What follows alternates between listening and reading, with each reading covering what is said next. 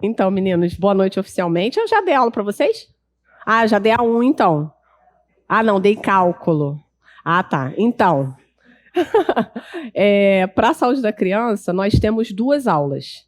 Uma aula fala mais voltado para as patologias, para emergências, procedimentos, algumas especificidades em pediatria, que é a aula que a gente vai fazer hoje. Numa organização, é como se ela fosse a segunda aula, mas no final das contas não faz diferença, que são conteúdos diferentes. Então, a gente ainda vai ter uma aula de saúde da criança para falar justamente a atenção básica, para falar da parte de crescimento e desenvolvimento, caderno 33, caderneta da saúde da criança, tá? Então, aqui a gente está fazendo hoje é mais voltado para as patologias, emergências e procedimentos. Na parte das patologias, a gente divide em patologias clínicas e patologias cirúrgicas.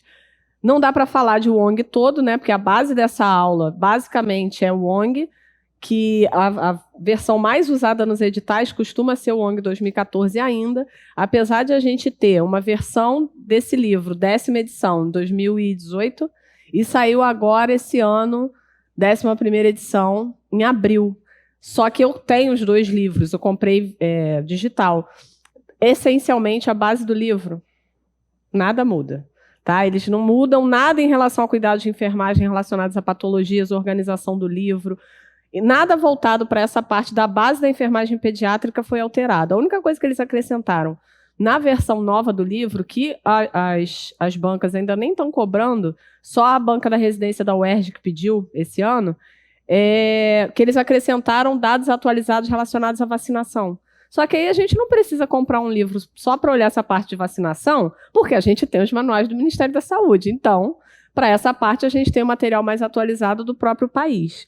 E a parte de emergências, a gente olha também para o guideline da American Heart, naquela parte de reanimação, obstrução de via aérea por corpo estranho, tudo bem? Então, essa parte a gente trabalha focado no último guideline, que foi 2020, que eles renovam de 5 em 5 anos. Então, 2025 a gente pode ter alguma mudança, mas o que a gente ainda trabalha é o guideline de 2020. Tá? E aí, começando na parte das patologias clínicas. Vamos começar falando sobre as patologias, as principais, né, que não dá para falar do ONG inteiro, mas o que tem maior histórico de cair nas provas, que eles sempre perguntam, as patologias geniturinárias. E aí a gente precisa estar bem atento na diferenciação, principalmente voltado, no caso, para a pediatria, do que é síndrome nefrótica e quais os sinais clínicos e quais são os cuidados, qual é a abordagem de glomerulonefrite. São patologias ambas renais, mas de etiologias diferentes, de terapêuticas diferentes, de abordagens diferentes. Quando a gente fala de síndrome nefrótica, a gente está falando a respeito do aparecimento de uma patologia renal, que pode ter origem idiopática, ou pode estar associado a situações sindrômicas congênitas que a criança vem apresentar, que se traduz no quê? Num aumento da permeabilidade da membrana do glomérulo à passagem das proteínas. Ou seja, o que isso quer dizer? É como se a membrana glomerular ela ficasse porosa. E aí a proteína, que no momento da filtração glomerular deveria ser reabsorvida e cair na corrente sanguínea para manter o nosso nível sérico de proteína plasmática, que aí a principal que a gente tem qual é? A albumina. Para manter esse nível sérico, ela deveria ser reabsorvida lá na filtração glomerular, lá nos túbulos renais. Aí, como isso não acontece, ela é eliminada na urina. Então, qual é o principal achado clínico que essa criança vai ter? Esse portador de síndrome nefrótica vai ter. Como essa proteína sai na urina, o que acontece com o líquido intravascular? Extravasa para o meio extravascular. Então, a criança faz edema. Associado a isso, quais são os principais achados laboratoriais? Se a gente perde proteína na urina, faz proteinúria. Se a proteína no nível sérico está despencando, faz hipoalbuminemia. Por quê? Porque a proteína está toda saindo na urina e está diminuindo no nível sérico. Então, a principal associação na síndrome nefrótica, em relação a laboratório, caem muitas questões voltadas para isso, né, achados laboratoriais, a marcação padrão para fechar diagnóstico é a proteinúria, associado à hipoalbuminemia, que é a baixa da albumina no sangue, e, consequentemente, em virtude disso, o corpo da criança vai tentar fazer um ajuste de pressão oncótica, já que está perdendo a proteína que é tão pesada. Aí faz o quê? Com um componente pesado, que é o lipídio, retém. Então, a criança, por tentativa de mecanismo compensatório da metabolização, faz aumento de colesterol, faz hipercolesterolemia, numa tentativa de compensação da hipoalbuminemia, da baixa da albumina no sangue, tá? A doença inicia-se predominantemente nas crianças, principalmente nos meninos, entre 2 e 7 anos de idade, apesar de no ONG falar que pode acontecer em qualquer faixa etária, e quanto mais cedo ela começar a aparecer, pior é o prognóstico, tá? E como eu disse, né, os meninos são 2 vezes mais acometidos do que as meninas. Quais são as principais manifestações clínicas? Tudo que estiver relacionado à baixa de proteína. Então faz edema de face, edema labial, no caso dos meninos, edema de bolsa escrotal, de tornozelo, perna, isso para ambos os sexos, né? Edema de mucosa intestinal, que a gente não vai ter como visualizar um edema de mucosa, mas a criança pode começar a apresentar alterações digestórias. Pode ter diarreia, pode mostrar sinais de má absorção intestinal, sinais de estufamento, por causa desse edema de mucosa intestinal, tá? Devido também a essa perda de pressão oncótica, o líquido pode extravasar para onde? Para o abdômen, fazer a ascite.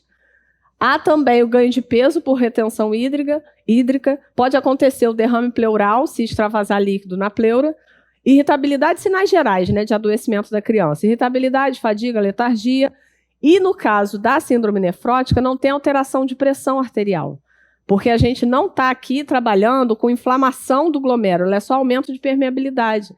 Então a pressão arterial ela é normal, ou até mesmo a criança faz uma hipotensão ortostática, por causa da má distribuição de líquidos, tá? Há um aumento da suscetibilidade às infecções por diminuição das proteínas plasmáticas e na urina, como que essa urina pode apresentar para a gente, a olho nu, antes de rodar, né, uma urina 24 horas, um exame, o que pode mostrar para a gente ali na urina que essa urina tem aumento de proteína, ela fica espumosa. Então, a característica de uma urina cheia de proteínas é uma urina espumosa. Além disso, por causa da má distribuição de volumes, acontece uma redução do volume da urina. Essa criança vai urinar menos, porque ela está com líquido extravasado, né? Não vai filtrar, não vai transformar em urina, e além disso, a urina da proteinúria é espumosa. Como é que fecha, né, esse diagnóstico? É baseado no histórico da criança, no aparecimento das manifestações clínicas e nos achados laboratoriais. E a marca característica para fechar o diagnóstico é a coleta da urina de 24 horas, que é o clearance de creatinina ou coleta de proteinúria. E aí vai vir lá no resultado sinais de proteinúria maciça. Ou seja, o que o ONG bota lá como proteinúria maciça para fechar esse diagnóstico? Acima de 3,5 miligramas por decilitro em 24 horas. Então, aquele xixi todo da urina de 24 horas, quando eles medirem a proteína, se der valores superiores a esse aqui, fecha o quadro, né, o diagnóstico de síndrome nefrótica. E aí, a conduta terapêutica vai ser baseada em quê?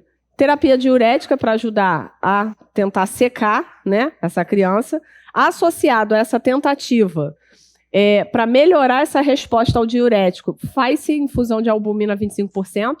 Aí é igual a gente pensar no nosso paciente lá do CTI, quem trabalha no CTI, quando o paciente está mal distribuído, edemaciado, em anasarca, o que geralmente é feito, né? É feito terapia diurética prescrita e albumina depois do Lasix. Não, ao contrário, albumina primeiro e Lasix 30 minutos depois. Para quê? Justamente para tentar a albumina trazer para o espaço intravascular o líquido excedente, o que der, para manter estabilidade hemodinâmica do paciente, e depois que faz o Lasix estimula para eliminar o excedente que, por um acaso, haja ainda de edema no paciente. Tá? Para tentar preservar esse rim, restrição dietética de sódio e líquidos, antibióticos para situações de infecção aguda, para tentar melhorar essa permeabilidade da membrana em si, aí a linha de terapia são os corticoides como primeira linha, e o relato na literatura de resposta de melhora em cerca de 1 a 3 semanas, para casos menos graves, e aí, dependendo da gravidade do caso, dá para fazer com corticoide via oral, né, prednisona, prednisolona, e em casos mais graves que necessitem de internação, que não dê para acompanhar ambulatorialmente, aí faz hidrocortisona, metilprednisolona, internado, tá? Se por um acaso o corticoide não fizer efeito, quais são as opções que o ONG coloca lá como medicamentos para síndrome nefrótica? Outros imunossupressores para diminuir a permeabilidade dessa membrana, que são eles a ciclofosfamida, o clorambucil ou a ciclosporina. Então, esses aqui eles só vão entrar se o corticoide não fizer efeito sozinho, tá? E aí, dentro dos nossos cuidados, constam lá a necessidade de instalação do balanço hídrico, a realização de pesagem diária para acompanhar, né, esse acúmulo de líquidos, a coleta da pesquisa de albumina na urina, que vai ser a urina de 24 horas, medida da circunferência abdominal para avaliar a ocorrência de ascite, avaliação dos edemas, monitorar os sinais vitais, mas aqui eu não tenho que ter uma atenção especial à pressão arterial, porque a pressão aqui não se eleva, diferente da GNDA que a gente vai falar, e a orientação em geral aos pais com relação à adesão ao tratamento. O ONG é muito categórico quanto a isso, que a gente precisa envolver... Não, esse não é desse não. Que a gente precisa envolver os pais no cuidado. Porque se a gente não tiver adesão do cuidador direto, a gente não tem... Deixa eu ligar isso aqui também, que eu estou com calor. Não ligou. Se a gente não tiver adesão do cuidador direto, a gente não tem um bom curso de tratamento na pediatria, porque as crianças, principalmente as pequenas, elas não se cuidam sozinhas, elas não são independentes para o autocuidado. Então, a gente precisa do cuidado do pai, da mãe, do familiar que estiver ali tratando junto, tá? Já a GNDA, que vocês podem encontrar também como GNA, né, como sigla, glomerulonefrite aguda, ela é uma inflamação específica dos capilares glomerulares. E todos os casos, eles vão estar relacionados a uma infecção prévia. Então, a GNDA, ela é secundária à ocorrência de uma infecção. E quais são esses agentes patogênicos que podem levar à ocorrência da GNDA? Primeiro deles, o estreptococo beta-hemolítico do grupo A da orofaringe. E segundo, as piodermites. Pode acontecer também depois de infecções virais agudas, tipo, na época que a gente teve surto de sarampo, a gente teve vários casos de GNDA. E, às vezes, ela também acontece após a ocorrência de uma infecção de pele, um impetigo infectado.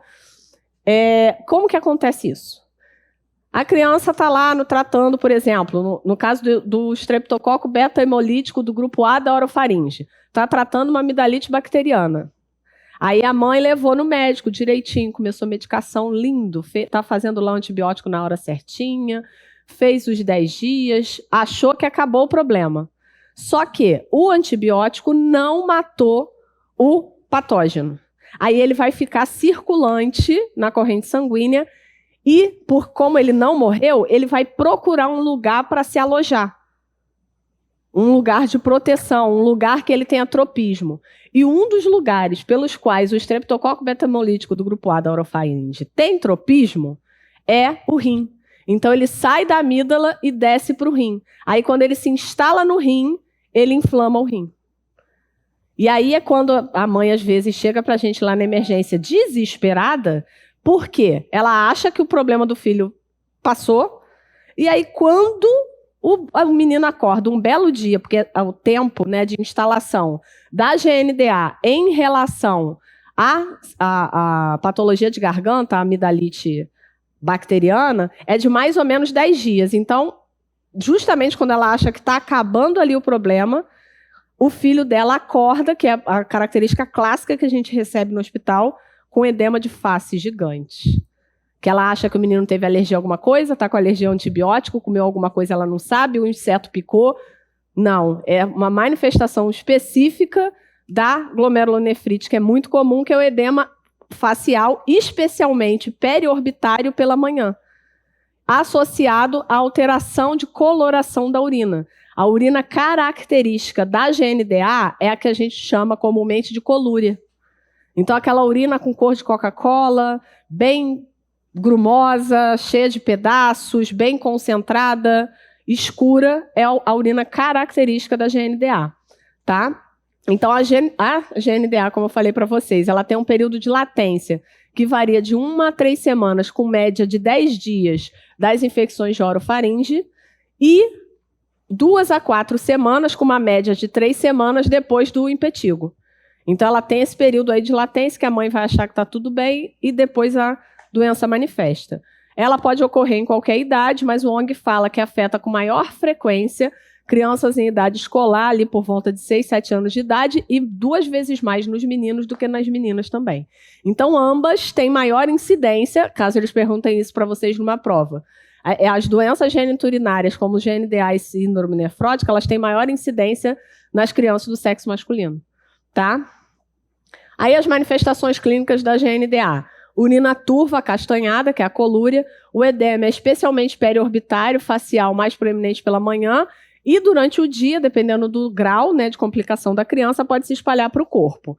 Nesse caso aqui, devido à inflamação do capilar glomerular, diminui, né, o lúmen do capilar, então você tem aumento de PA, por constrição dos capilares glomerulares. Então, na GNDA, eu preciso fazer curva de PA.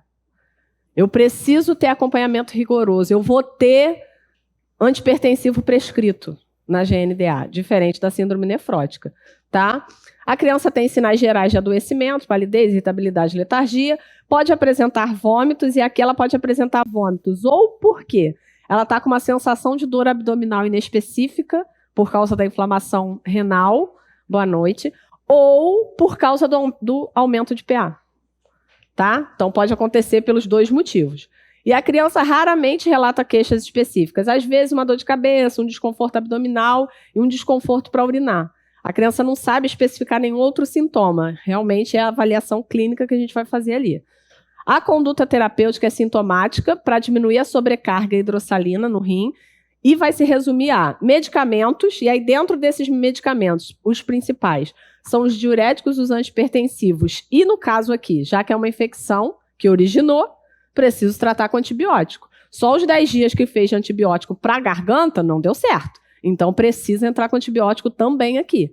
Os cuidados gerais vão estar voltados para o controle do peso e da pressão arterial, oferta de dieta hipossódica e restrição hídrica, e tratamento, se aparecer, da condição de insuficiência renal aguda. E aí entram aí a restrição proteica, a restrição de potássio, e, em alguns casos, uma situação emergencial, diálise. Mas aí, geralmente, é diálise de emergência e a criança depois, que aí é a parte boa da GNDA.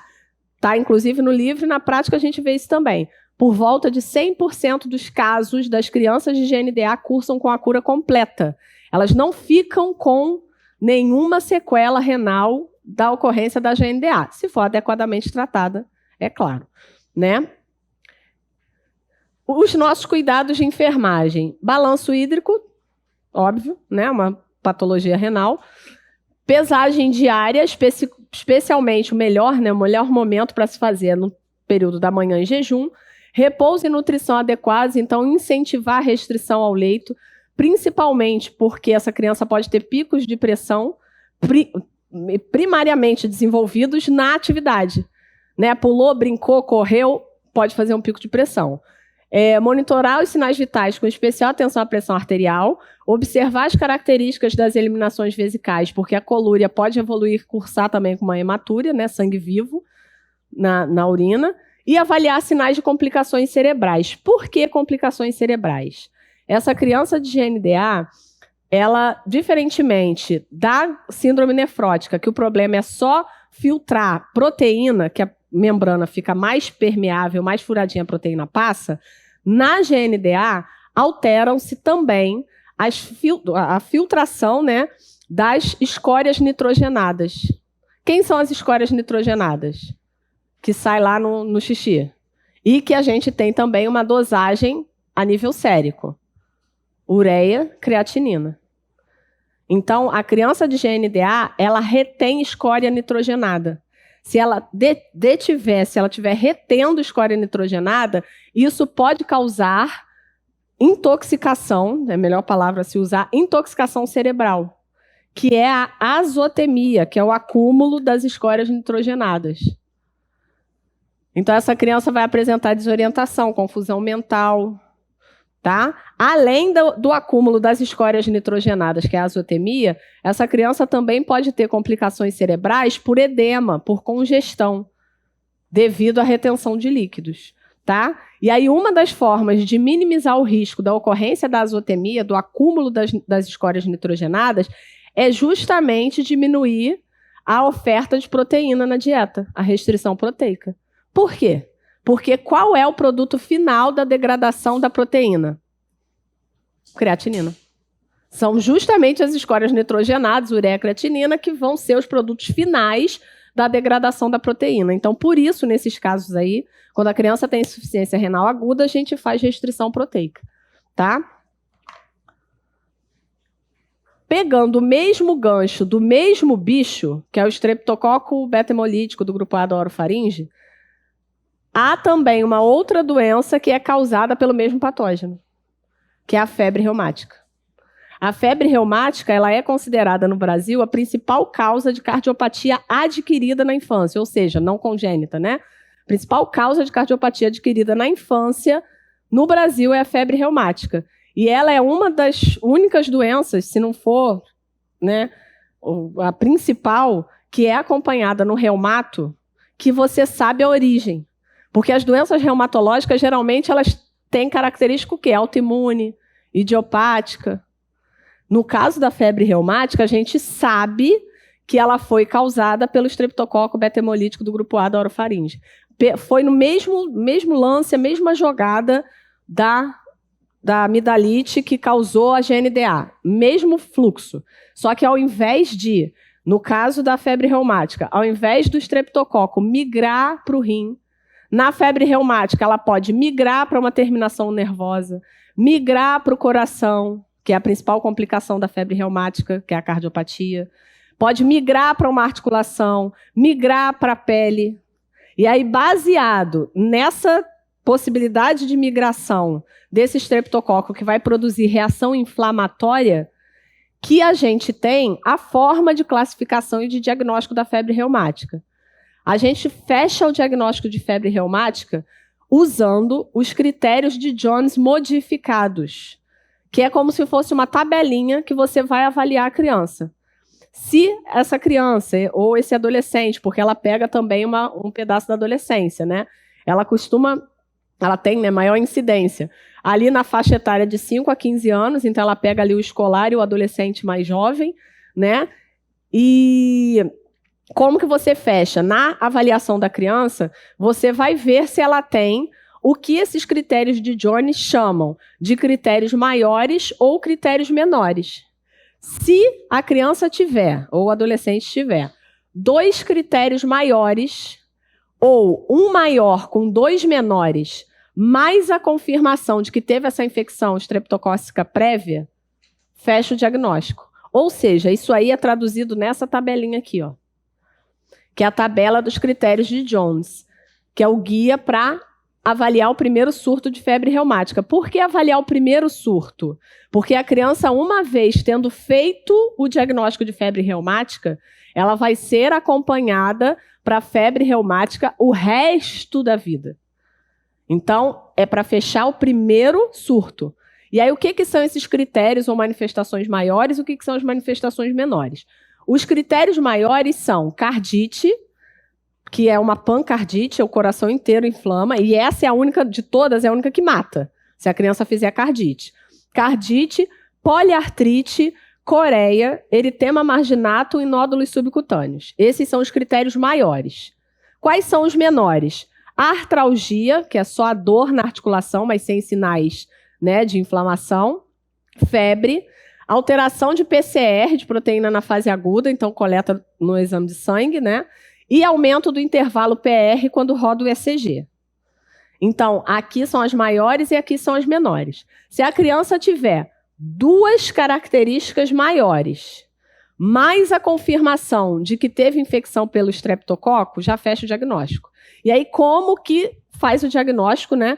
De como avalia se a criança teve infecção prévia? Ou faz um swab de orofaringe para ver se tem estreptococo ali, ou então colhe a titulação dos anticorpos anti-estreptocócicos, que É o exame, não sei se vocês já viram, né, ser feito alguma vez, o ASLO. Os anticorpos anti-streptolizina do tipo O. Esse exame de sangue, da dosagem dos anticorpos ASLO, é a dosagem para fechar o diagnóstico. Então, ou isso ou SUAB. Tem presença de streptococo, mas 2 critérios maiores já fecha o diagnóstico. Ah, mas a criança não tem 2 maiores. Tem, por exemplo, só. Um exemplo, poliartrite, que é um dos mais comuns. Tem poliartrite associado com febre e PCR alta no exame de sangue. Então, um maior com 2 menores. Mas a confirmação da infecção prévia também fecha o diagnóstico.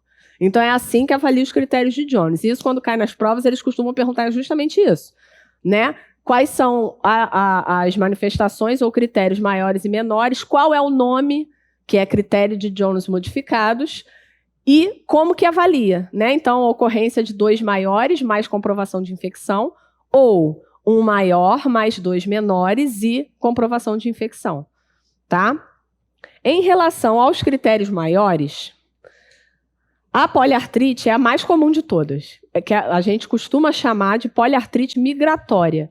Por que poliartrite migratória? Porque nos surtos de dor articular, de inflamação da articulação, essa criança vai ter, 4 a 5 dias doendo algumas articulações. Aí passa esses dias, muda. Então, ela fica em surto articular, rodando as articulações inflamadas e doendo, por mais ou menos 1 mês. Então, de 4 a 5 dias, está doendo, sei lá, punho, cotovelo e ombro.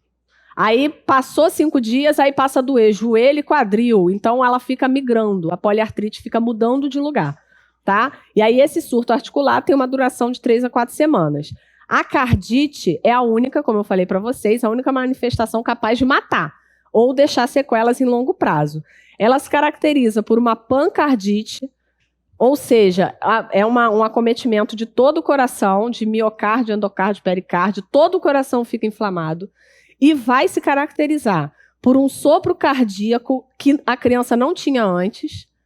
Antes ela tinha ausculta cardíaca normal. Nesse momento, apresenta uma alteração com sopro. Aumento da área cardíaca no exame de raio-x, insuficiência cardíaca, e ela pode mostrar sinais clássicos de insuficiência cardíaca que ela não tinha antes, tipo dispneia aos esforços, palidez cutânea mucosa, cianose, desmaio, ou sinais de pericardite, aquela sensação de dor da pericardite, de congestão, alteração de pressão arterial. Na maioria dos casos, quando a cardite vai aparecer, ela surge nas 3 primeiras semanas da doença e o paciente vai se queixar desses sinais gerais de uma insuficiência cardíaca se instalando. Fadiga, anorexia e pode apresentar dor no peito e dispneia, tá? A coreia, vocês já devem ter ouvido falar, né, da Coreia falando de doença neurológica, especialmente sobre a coreia de Huntington. A coreia ela é uma manifestação neurológica que se traduz em movimento desordenado. Só que a coreia de Huntington é uma doença. A coreia da febre reumática, ela tem sobrenome, é coreia de Sydenham, que eles podem perguntar isso para vocês também numa prova, né? Então, a coreia da febre reumática é a coreia de Sydenham. E como que ela se caracteriza? São movimentos rápidos e involuntários de tronco, face e extremidades que só aparecem quando a criança está acordada. Quando ela está dormindo, ela não faz o movimento involuntário, o tremor, e ela pode piorar se a criança estiver estressada, cansada e aos esforços, fazendo atividades, tá? Ela pode ser uni ou bilateral e pode estar associado também a uma fraqueza muscular e a uma labilidade emocional que costuma ser prévia. O que é essa labilidade emocional? Antes da ocorrência da coreia, por irritação neurológica, a criança começa a apresentar interações atípicas. Ela está conversando normalmente, do nada ela chora, ou ela está conversando, eu já vi isso uma vez atendendo uma criança, ela está conversando com você e ela começa a rir e ela não consegue controlar o riso. E você pergunta para ela, você está rindo para a tia? Não, tia, não estou rindo, porque é estimulação neurológica. Tá? E essa labilidade emocional costuma preceder a ocorrência da coreia. O eritema marginatum é esse eritema aqui com borda. Marginatum é de margem, né? É um eritema, uma área eritematosa com borda delimitada. Tá vendo? Várias marquinhas aqui, ó, do eritema marginatum. Essas lesões, elas costumam ser rosas claras, com bordas serpiginosas ou circulares, o centro é mais claro que a bordinha, de caráter evanescente. O que isso quer dizer? Quando a gente fala que a gente tem um eritema, uma mancha de caráter evanescente. Quando você aperta e solta, ele some e aparece. Mancha de caráter não evanescente é quando você aperta e solta, continua da mesma cor. Por exemplo, na lesão por pressão, na úlcera por pressão estágio 1, né? Na lesão por pressão grau 1, quando você aperta e solta, continua vermelho. É caráter não evanescente. Nesse eritema aqui, a gente tem caráter evanescente. Aperto, solto, fica clarinho, fica vermelhinho de novo. Não pruriginoso, ou seja, isso aqui não coça. Sendo precipitada por calor ou pressão, ambientes mais quentes aparecem mais e pressão de roupa, de sapato também aparece mais. De localização preferencial em tronco e parte proximal dos membros. Então, onde geralmente aparece é aqui na parte do braço e na parte do tronco. Às vezes, poucas crianças têm na parte da coxa, mas é bem difícil. Costuma ser bem aqui nesse cinturão aqui da parte superior, tá? Os nódulos subcutâneos, vocês estão vendo aqui uma bolinha, ó? Eles são irritações do tecido mesmo conjuntivo, aonde, nessa área que ocorre a inflamação, o tecido fica espesso e faz uma bolinha. Onde essas bolinhas, esses nódulos subcutâneos, costumam aparecer? Perto das proeminências ósseas e no trajeto dos tendões. É bastante comum que apareça na região occipital e no trajeto da coluna. Aí a criança, às vezes acontece, mas depois eles somem. Depois que trata, eles somem. Ela, às vezes, chega pra gente igual um dinossaurinho, assim, ó, cheio de bolinha aqui nas costas. Quando tem esses nódulos subcutâneos, geralmente, não precisa nem investigar muito, precisa, no caso, para formalizar o diagnóstico, mas muitas vezes já fecha o diagnóstico que é febre reumática, tá?